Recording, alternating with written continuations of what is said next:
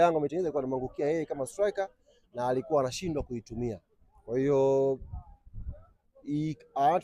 nyakati nzuri, wakati fulani anafunga magoli, inavyokuwa nyakati mbaya anakosa magoli, maana yake tunaendelea kusimama naye, tunaendelea kumpa moyo, itakuwa bora inshallah na tutapata matokeo mazuri.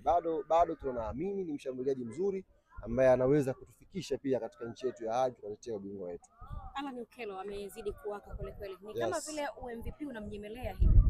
Bahati mbaya sana kwa Alan Okello, performance nyingine nzuri leo, lakini story kubwa inakuwa Yanga kapoteza mchezo. Yes. Ingeweza kuondoka leo na tuzo yake man of the match, Yanga imeshinda, ingekuwa story nyingine nzuri, lakini kwa bahati mbaya hajaweza kuondoka na story yake nzuri ya kushinda mchezo. Kwa hiyo hili limekwisha. Performance za mmoja mmoja hazina maana tena kwa sasa hivi. Kwa mchezo huu tuna focus mchezo unaofuatia na inshallah tutakuwa kwenye nafasi nzuri. Wote wamepona, wako vizuri na ratiba haijakuwa kama imekuwa tight sana, tofauti na kipindi cha nyuma tulikuwa tunapata sare. Kwa hiyo ni football, yani imetokea siku ya kufungwa tuko kamili. Tuna wachezaji wote, hakuna mchezaji mmoja ambaye amepata majeraha. Kwa hiyo sisi tumeichukua hiyo kama sehemu ya mpira na tunakwenda kufanyia kazi mapungufu yaliyoonekana. Wao tupo kwenye kilele cha msimamo wa ligi, kilichopungua ni gap kati yetu wa kwanza na wa pili, na hiyo ni kama watashinda kwenye michezo yao. Kwa hiyo tupo kileleni sasa, ni funzo kwenda ku maintain hiyo nafasi tupate matokeo mazuri inshallah. Semaji, unaizungumziaje performance kwanza ya leo ya Prince Dube? Lakini Yanga ametengeneza kwa kumwangukia yeye kama striker na alikuwa anashindwa kuitumia. Kwa hiyo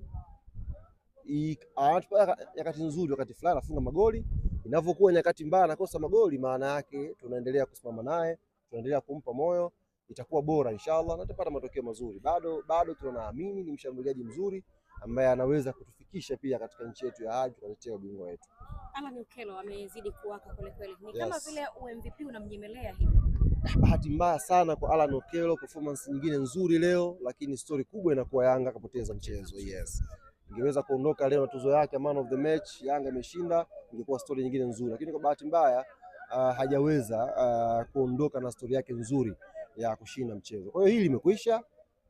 Performance za mmoja mmoja hazina maana tena kwa sasa hivi. Kwa mchezo huu tuna focus mchezo unaofuatia na inshallah tutakuwa kwenye nafasi nzuri. Wote wamepona, wako vizuri na ratiba haijakuwa kama imekuwa tight sana, tofauti na kipindi cha nyuma tulikuwa tunapata sare. Kwa hiyo ni football, yani imetokea siku ya kufungwa tuko kamili. Tuna wachezaji wote, hakuna mchezaji mmoja ambaye amepata majeraha. Kwa hiyo sisi tumeichukua hiyo kama sehemu ya mpira na tunakwenda kufanyia kazi mapungufu yaliyoonekana. Wao tupo kwenye kilele cha msimamo wa ligi, kilichopungua ni gap kati yetu wa kwanza na wa pili, na hiyo ni kama watashinda kwenye michezo yao. Kwa hiyo tupo kileleni sasa, ni funzo kwenda ku maintain hiyo nafasi tupate matokeo mazuri inshallah.